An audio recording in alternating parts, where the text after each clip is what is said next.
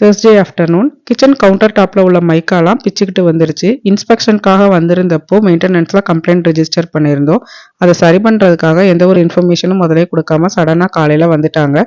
2-3 hours போல work முடிக்கிறதுக்கு ஆகும்னு சொன்னதுனால லஞ்ச் மட்டும் பண்ணிக்கிறதுக்காக ஒரு ½ an hour டைம் கேட்டிருந்தோம். அந்த ½ an hour குள்ளக்க புளி சாதம் தாளிச்சுட்டு தயிர் சாதம் தாளிச்சுட்டு கூடவே உருளைக்கிழங்கு ஃப்ரை மடமடன்னு எல்லா வேலையும் முடிச்சாச்சு.